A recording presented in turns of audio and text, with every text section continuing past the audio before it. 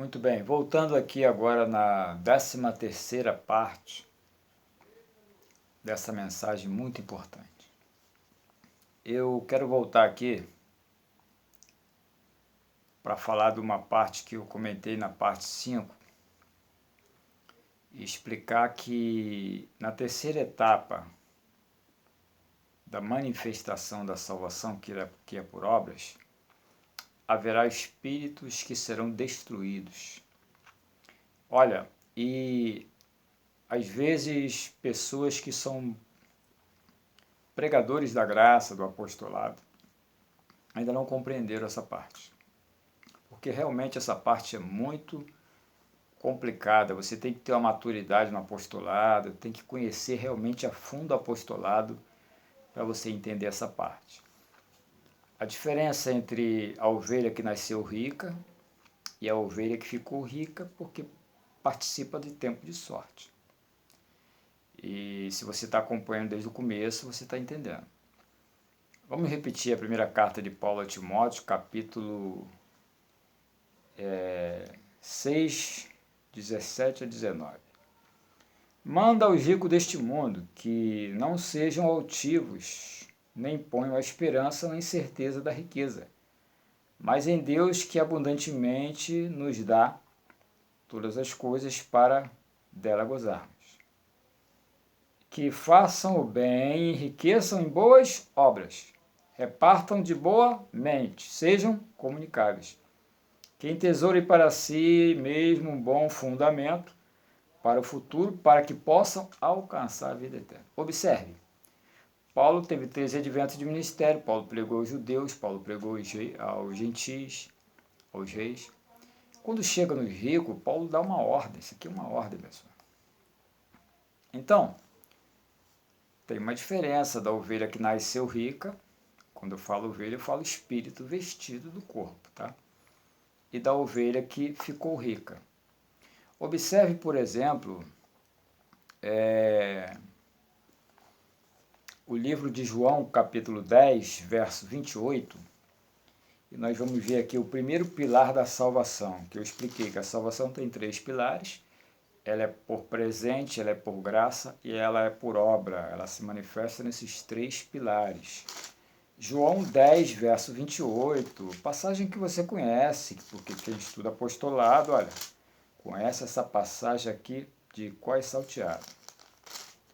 Veja o que diz, olha, João 10, verso 28. E dou-lhes é presente, dou-lhes a vida eterna, olha, e nunca hão de perecer, e ninguém vos arrebatará da minha mão. Quem é que falava aqui? Jesus de Nazaré. Quem era Jesus de Nazaré? O primeiro marido da igreja morta no pecado começado por Adão. Então Jesus falava para o primeiro rebanho. Aos judeus ele disse, dou-lhes a vida eterna. Mas por que os judeus? Qual é a diferença dos judeus para nós? Salmos 135, verso 4. Olha, a graça explica detalhe por detalhe, vai levando sua mente para você entender o mistério da graça e do apostolado. Salmos 135, verso 4. Veja o que diz, olha. Porque o Senhor escolheu para si a Jacó e a Israel, para seu tesouro peculiar. Escolheu para o seu tesouro, o galardão peculiar, a salvação também está envolvida, escolheu Israel. Então, o primeiro pilar da manifestação da salvação é que ela foi dada como presente ao primeiro rebanho. Por isso criou aquela soberba, aquele orgulho nos judeus da semente boa, porque achavam que a salvação era só para eles, porque diz, a salvação vem de judeus, claro. Ora, Jesus de Nazaré era judeu, da tribo dos essênios. Mas quando chega em Atos, Paulo fala, olha, sabei, ouve isto, que essa salvação de Deus é enviada aos gentios e eles a ouvirão. E aí gerou aquele ciúme todo que você conhece, que eu trato na mensagem a predestinação versus a presciência. Agora vamos ver o segundo pilar. O segundo pilar foi para nós. que temos a origem gentílica, você conhece também. Carta de Paulo aos Efésios, passagem muito conhecida de quem conhece apostolado, sabe essa passagem de cor, mas eu quero ler. Olha, porque pela graça sois salvos por meio da fé, e isto não vem de vocês, é dom de Deus. Olha, pela graça sois. Você sabe que sois está dentro do verbo ser. Eu sou, tu és, ele é, nós somos, vós sois. Olha o verso 9. Não vem das obras para que ninguém se glorie. Bom, está falando aqui, estou deixando bem claro. Paulo está falando ao segundo rebanho, nós que participamos de salvação por predestinação. Está falando para nós. Ninguém aqui é ninguém de nós. Que já temos isso, nós participamos de salvação por predestinação. Nós já somos salvos. Os judeus, fora os endurecidos, também já são salvos. Então, você vai entender agora a terceira manifestação desta tão grande salvação, que é através de obra. E qual é a diferença entre ovelha rica? Por exemplo,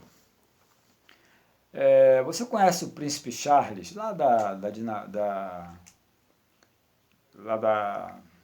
família lá da Elizabeth, chará da minha irmã.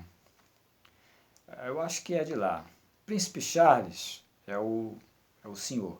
Ele tem 2 filhos que são príncipes. Imagina, o filho do príncipe Charles já nasceu príncipe, obviamente, nasceu em berço esplêndido. Então, a diferença de uma ovelha rica para uma ovelha pobre, qual é a diferença? A primeira diferença é que, por exemplo, esse filho do príncipe Charles, vamos supor que ele seja ovelha, porque eu não conheço os frutos dele, vamos supor que ele seja ovelha.